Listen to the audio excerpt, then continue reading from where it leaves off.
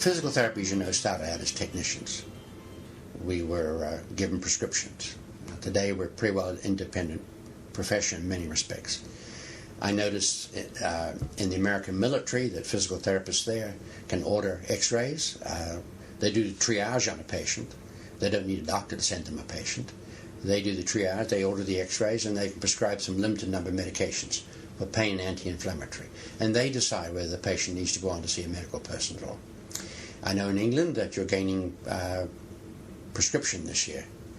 Nurses have already got it there, and soon physical therapists, if they haven't got it already, will be able to prescribe medications. And you have direct access there, as you have in New Zealand.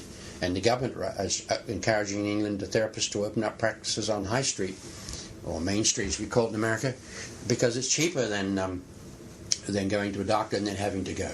So if we look at all these opportunities, we're beginning to see that in medicine today, the pursuit is in medicine. It's in the treatment of disease.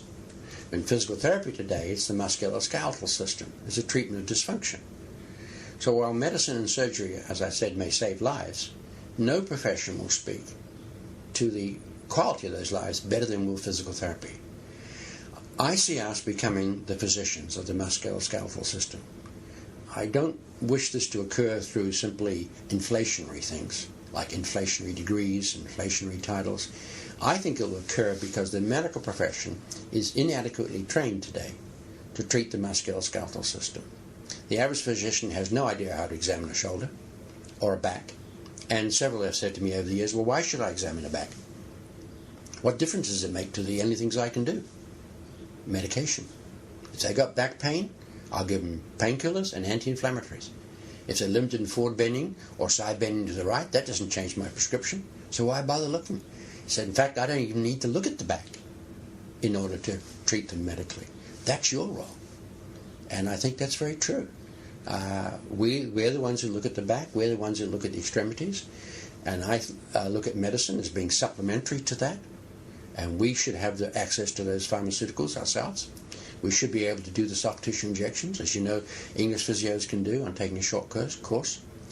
And I would look upon surgery for backs and hips as a failure of conservative treatment. Not in case necessarily of trauma, but most degenerative hips, in my view, could be prevented by timely, correct treatment, posture, exercises, and so on.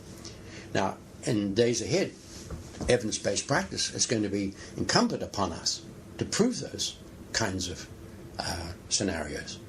Now, we can be excused in the past because we didn't have the patients. We didn't have a body of patients that we could do 10 years of research on. They belonged to the doctor. But now with direct access, our profession has got to set up long-term outcome studies, such as medicine does for almost every pharmaceutical.